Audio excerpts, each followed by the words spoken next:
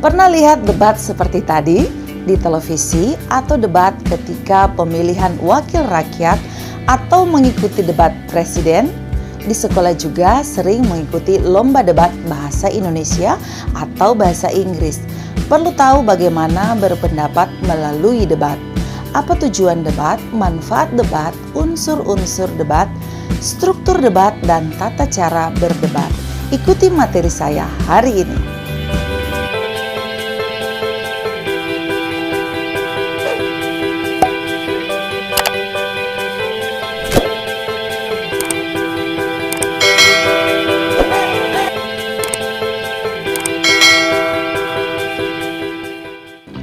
Hai, bertemu lagi dengan saya Jenny Wenas dalam channel Jenny Wenas. Pada pertemuan sebelumnya saya sudah membahas mengenai membuat kesepakatan melalui negosiasi, dan materi terakhir adalah teks negosiasi menjelaskan pengajuan, penawaran, dan persetujuan dalam teks negosiasi. Dan kali ini materi kita adalah berdebat dengan indah atau berpendapat melalui debat. Nah, pada buku kementerian yang Anda pegang atau Anda bisa unduh pada Play Store buku elektronik, di layar kaca Anda terbagi menjadi 4 bagian untuk materi kita hari ini, dan ini adalah peta konsep yang bisa Anda lihat pada halaman 174. Nah, tujuan pembelajaran kita hari ini adalah yang pertama, memahami esensi debat, kedua, mengetahui tujuan debat, 3. Memahami fungsi dan manfaat debat, 4. Mengetahui unsur-unsur debat, 5. Memahami struktur debat, 6. Mengetahui tata cara debat, 7. Ciri-ciri debat, dan 8. Mengetahui kaidah kebahasaan debat. Di akhir video akan ada kuis untuk menguji daya ingat Anda, tapi jangan khawatir karena akan dijelaskan sebelumnya. Perhatikan saja penjelasan saya sambil Anda bisa duduk santai, juga bisa sambil menikmati kudapan Anda untuk menerima materi saya hari ini. Dan Anda bisa screenshot apabila terdapat soal atau daya uji untuk Anda bisa menulisnya kembali apabila ditugaskan oleh guru Anda. Apa yang dimaksud dengan debat? Debat adalah pembahasan dan pertukaran pendapat mengenai suatu hal dengan saling memberi alasan untuk mempertahankan pendapat masing-masing menurut KBBI edisi kelima. Dan menurut ahli Guntur Tarigan dalam bukunya berjudul Retorika, debat adalah adu argumentasi tentang suatu hal tertentu untuk mencapai kemenangan satu pihak. Pernah dengar kata debat kan? Sangat kita kenali ketika sudah mendekati pemilihan pejabat negara atau pemerintah daerah tentunya ya. Kita sadari atau tidak, pasti kita pernah berdebat dalam kehidupan sehari-hari. Berdebat dengan orang lain atau siapa saja demi mempertahankan argumen kita masing-masing tentunya ya. Nah, debat berbeda dengan diskusi. Tidak perlu adanya kesepakatan di akhir sebuah perdebatan. Para pendebat pasti akan berada pada pendapat mereka sendiri atau tidak akan didapatkan titik temu di antara yang berdebat, karena berdebat berbeda dengan diskusi yang harus mendapatkan kata sepakat. Nah, saya sudah membahas mengenai diskusi, Anda bisa melihatnya pada channel saya.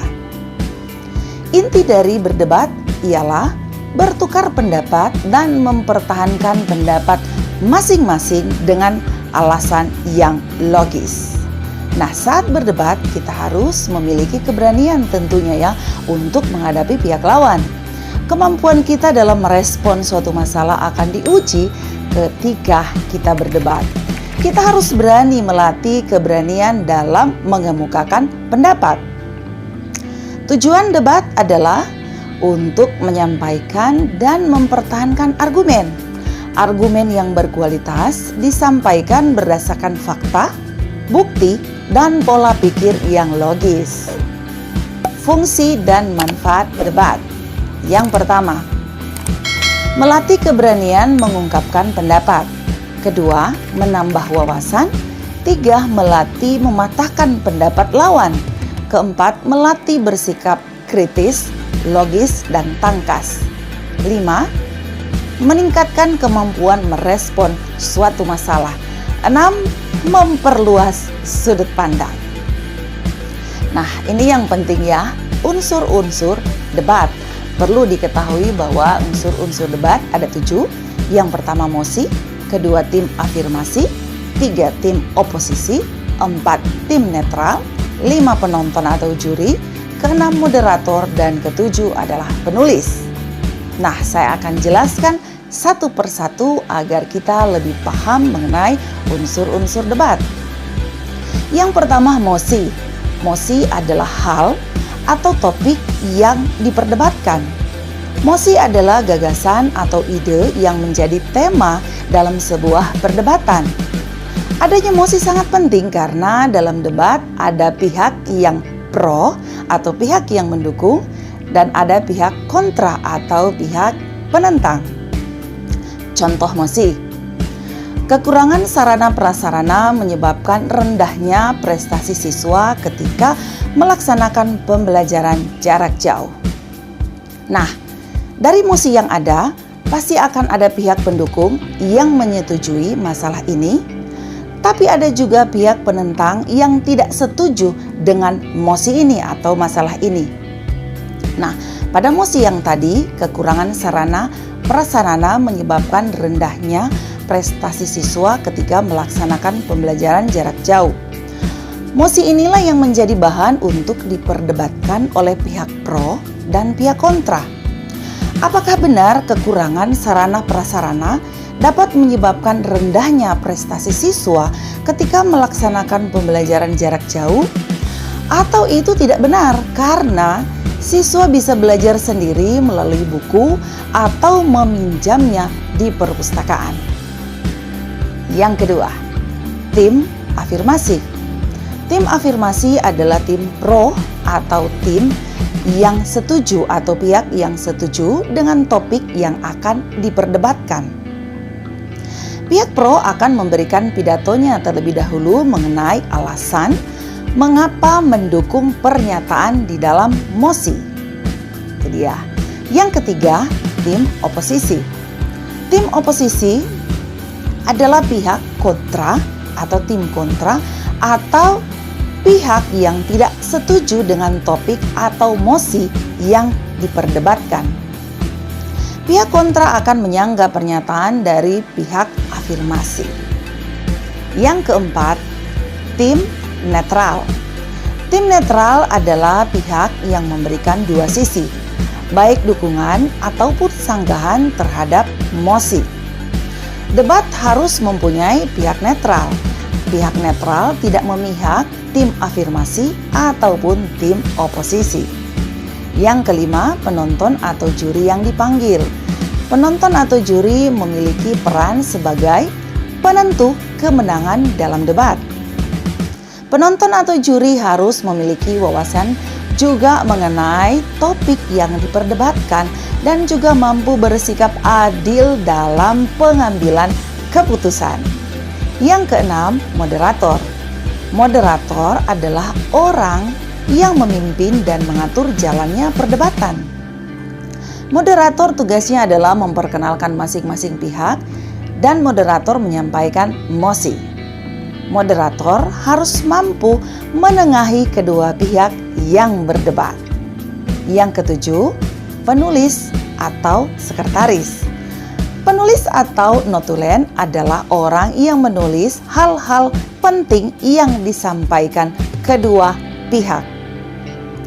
Notulen menulis mosi debat, pernyataan moderator, penyampaian masing-masing tim atau pihak, dan juga mencatat hasil keputusan akhir. Nah, apabila Anda masuk dalam tim yang melakukan perdebatan, jangan lupa ya menulis catatan itu. Nah, ciri-ciri debat. Yang pertama, moderator mengarahkan jalannya debat. Yang kedua, hasil akhir debat dapat diambil melalui voting maupun keputusan juri. Yang ketiga, terdapat dua sudut pandang, yaitu pro dan kontra. 4. Terjadi adu argumentasi untuk memperoleh kemenangan salah satu pihak. 5. Terdapat proses saling mempertahankan argumentasi di antara pihak yang berdebat. 6. Moderator mengatur kegiatan tanya jawab antar pihak yang berdebat.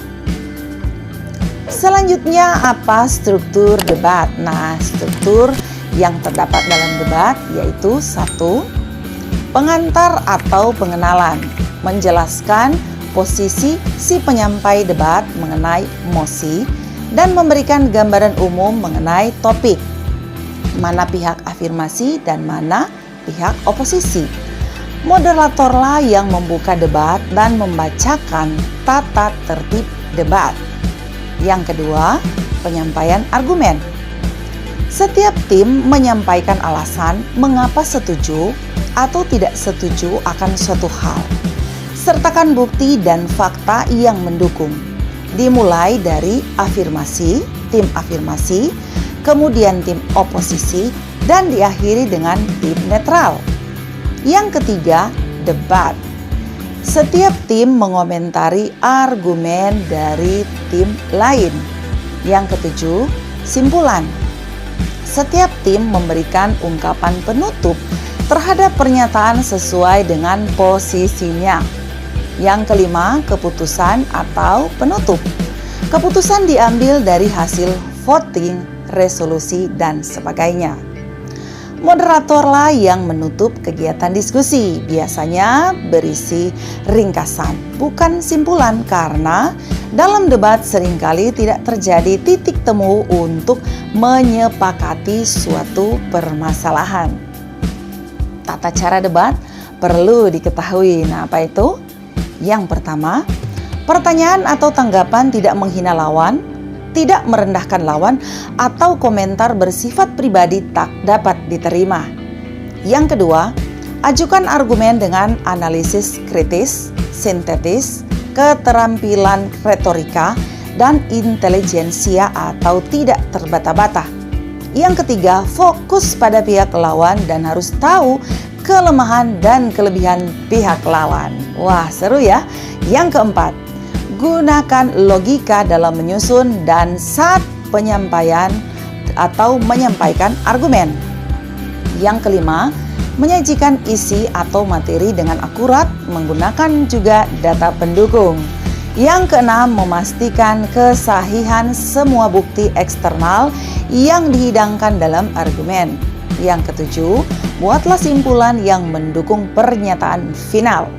Gunakan itu sebagai kesempatan untuk menyangkal atau memojokkan lawan atau memojokkan pihak lawan. Pasti seru nantinya ya. Kaidah kebahasan debat. Yang pertama, menggunakan bahasa Indonesia yang baik dan benar sesuai dengan kaidah bahasa Indonesia baku tentunya ya. Yang kedua, kata yang dipilih adalah kata yang mengandung makna denotatif atau makna sebenarnya. Yang ketiga, ide yang diungkapkan harus benar sesuai dengan fakta, logis, dan hanya memiliki satu makna, padat, langsung menuju sasaran, dan sistematis. Hal ini tergantung pada ketepatan pemilihan kata Anda atau diksi. Baiklah, penjelasan saya akan bertanya kepada Anda atau uji kemampuan melalui soal berikut ini. Nah, sudah saya sampaikan ya di awal ada uji kemampuan. Boleh Anda jujur langsung jawab, atau boleh juga Anda melihat video saya yang tadi ya. Yang pertama, sebutkan unsur-unsur dalam debat. Sudah saya jelaskan tadi. Kedua, jelaskan peran masing-masing unsur manusia dalam debat. Yang ketiga, apakah dalam debat diperlukan sekretaris? Jelaskan pendapat Anda. Nah, itu dia soal untuk uji kemampuan. Mudah kan soal yang diberikan?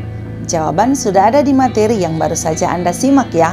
Kalau lupa, materi bisa dilihat lagi, tapi coba jujur dulu dengan menjawab apakah mampu mengingat materi yang saya sampaikan. Nah, selamat mengerjakan ya untuk uji kemampuan Anda. Jangan lupa like, subscribe, berikan lonceng agar Anda mendapatkan notifikasi terbaru dari saya apabila saya mengupload konten terbaru. Jangan lupa komen yang positif agar saya bisa tahu Anda dari daerah mana, dan bagikan postingan ini agar teman Anda bisa mengetahui materi yang baru saja Anda simak hari ini. Terima kasih.